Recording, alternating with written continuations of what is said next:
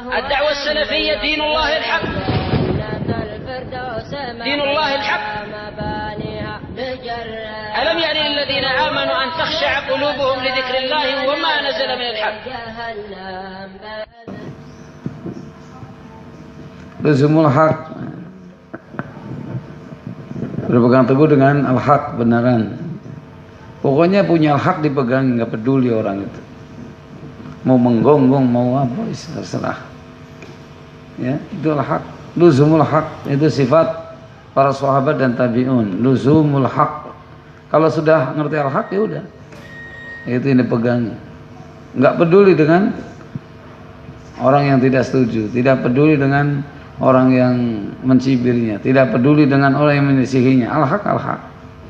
Luzumul haq. Waluzumu sunnah. Luzum sunnah. Apa luzum sunnah, Jamil?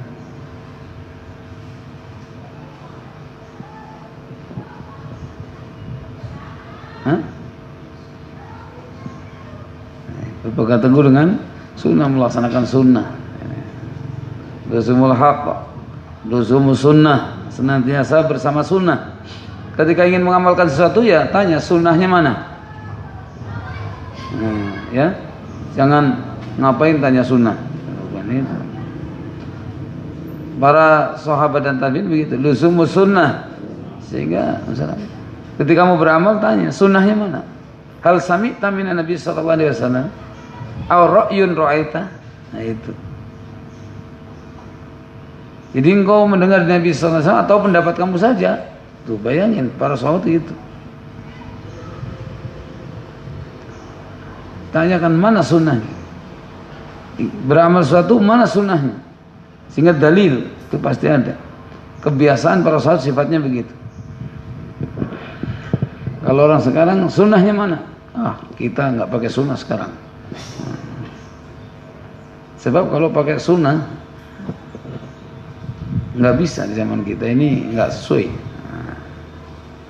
Itu namanya bukan orang ikut salaf. Orang mengikuti salaf luzum sunnah. Ini perhatikan, luzum sunnah.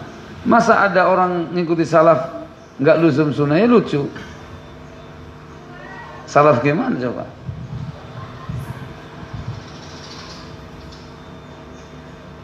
Orang mengikuti salafus soleh kau tidak luzum sunnah, ini ajaib namanya. Kecuali orang ikut salaf toleh. Salaf toleh, jadi kakek moyang yang sesat mungkin ya. Luzum sunnah. Luzum sunnah maksudnya setiap amalan itu harus ada dalil dari sunnah. Mana sunnahnya? Karena Nabi SAW itu adalah mempraktekkan Al-Quran, menafsirkan Al-Quran, mengamalkan Al-Quran. Luzum sunnah itu sifat para sahabat dan tabi'in. Kalau ingin jadi salaf itu. Wa imaratul masjid. Apa imaratul masjid? Ukasa, memakmurkan masjid, menghidupkan masjid. Nah, perhatikan itu. Memakmurkan masjid, Masya Allah, itu para salaf. Sehingga kehidupan mereka di masjid. Kehidupan para salaf itu masjid. Imaratul masjid. Baik untuk iqamatus shalah, ya, atau menyampaikan ilmu. Ijtima'nya umat bahkan masjid. Ijtima'nya umat di masjid. Imaratul masjid, memakmurkan masjid. Atau juga imarah, juga termasuk imarah membangun masjid. Semangat membangun masjid.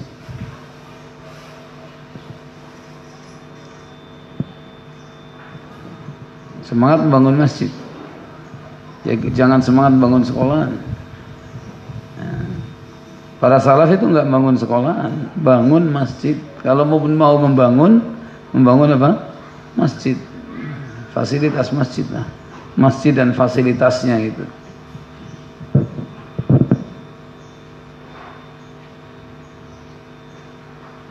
imaratul masjid. Wa tilawatul Quran. Apa tilawatul Quran? Abdul Ghani,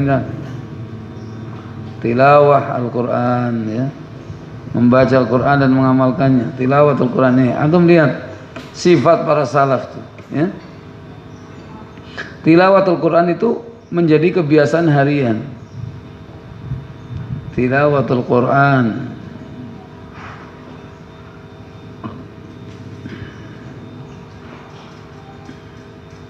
Hah? Apa?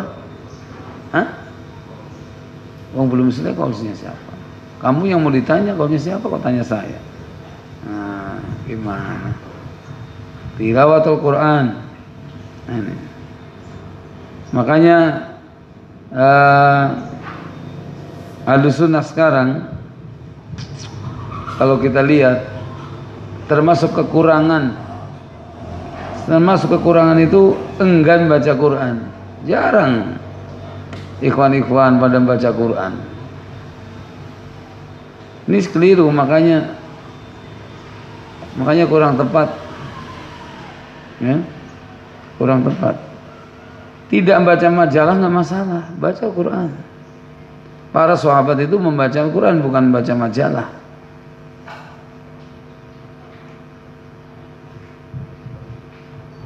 Baca Al-Quran, tilawatul Quran, karena memang tilawatul Quran itu ibadah. Tilawah ta'abbud, taqarrub ila Allah azza wajalla bitilawah. Sehingga salaf itu demikian, salaful ummah, salafus saleh itu demikian. Al-Quran, masya Allah. Jangan sampai kita ini hari-harinya tidak ada bacaan Quran, khata. Baca Al-Quran sudah menjadi kegiatan rutin, ya. Jadi jangan mau ditandangi dengan membaca koran. Itulah nih. Hah? Itu tukang koran, rajinnya tiap hari itu jam 6 udah keliling rumah-rumah bagi-bagi koran. Itu orang yang langganan koran itu jam 6 itu tukang koran udah bagi-bagi kan jam 6. Nanti yang punya rumah jam 6:30 di depan rumah sambil minum kopi baca koran. Nah, antum tahu itu peperangan, perang dengan Al-Quran itu. Ingin menjauhkan orang dari Al-Quran. Banyaknya munculnya koran, berita-berita apa, bola lah, apa macam-macam itu ingin menandingi Al-Quran supaya orang itu terjauhkan dari Al-Quran.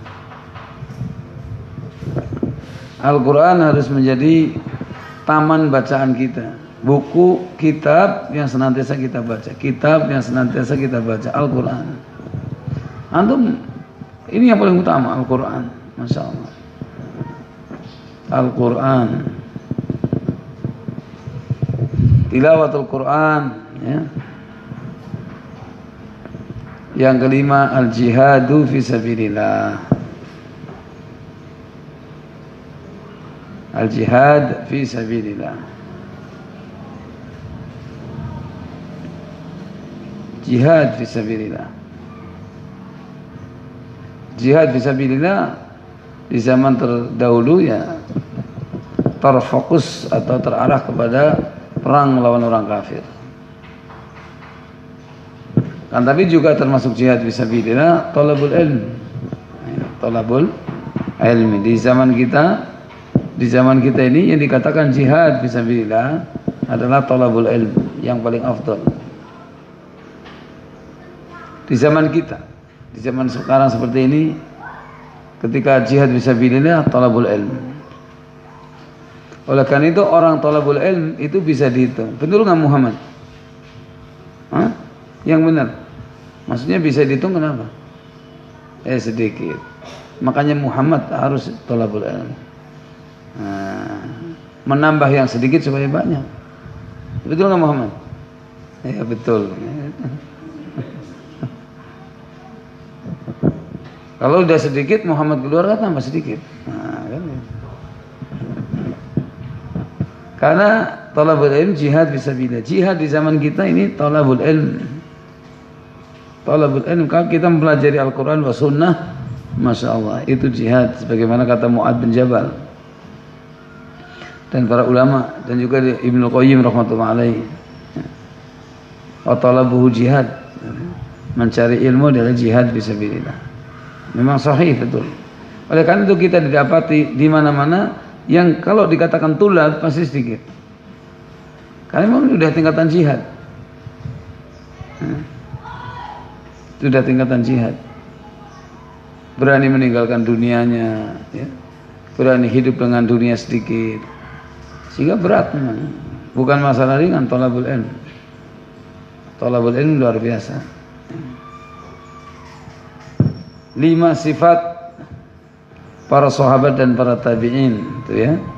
Muhim. Luzumul haq, luzumus sunnah. Luzumul haq, luzumus sunnah, imaratul masjid, tilawatul Quran, wal jihad fi sabilillah. Siapa yang berkata ini? Abdurrahman. Aufandak man qala. Yang mengatakan seperti ini adalah Abdurrahman bin Amr Al-Auza'i, Al-Imam Al-Auza'i, Abdurrahman bin Amr Al-Imam Al-Auza'i. Beliau mengatakan demikian.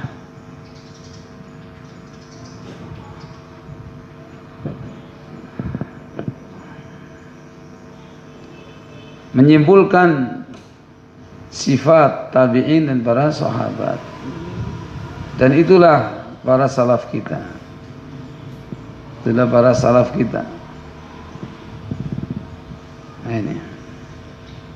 Kalau kita ingin menjadikan generasi seperti para salafus saleh, 5 perkara ini. Luzumul haq. Luzumul haq. Di mana al-haq kamu dapat, ya udah iltizam dengan al-haq. Iltizam dengan al-haq. La tamil shimal wala yumna. Yaminan wala shimalan. Jangan kamu bercondong ke kanan dan kiri, lurus. Kemudian luzum sunnah tadi, luzum sunnah. Luzum sunnah artinya ketika kamu beramal, sunnahnya mana? Ketika beramal itu berdasarkan sunnah, namanya luzum sunnah. Sehingga perasaan tidak ada. Jangan pakai perasaan. Tapi saya rasa bagus, saya rasa ini. Saya rasa bagus, orang lain mengatakan gimana rasamu? Rasa saya enggak bagus. Ya kan itu. Oleh karena itu, ketika amalan berdasarkan perasaan itu menjadikan ikhtilaf, pecah umat itu. Ketika beramal dengan sunnah pasti sepakat. Karena itu kalau Nabi, perbuatan Nabi. Akan tapi ketika suatu amalan muncul bukan sunnah, pasti membuat orang pecah. Pasti itu.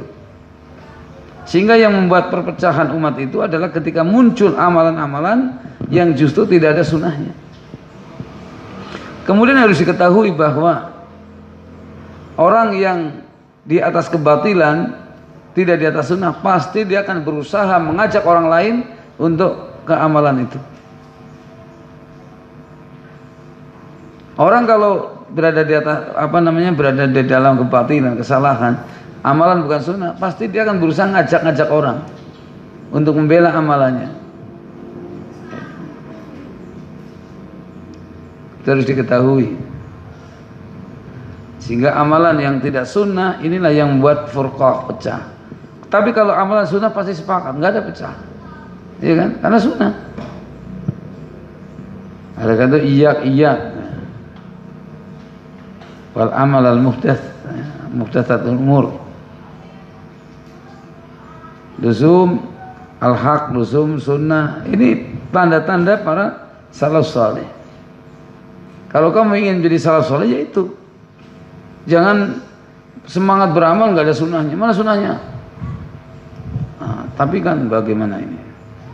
Tapi kan kita sudah mendapatkan fatwa Fatwa. Fatwa itu harus ada sunnahnya. Kalau fatwa tidak ada sunnahnya mardudah.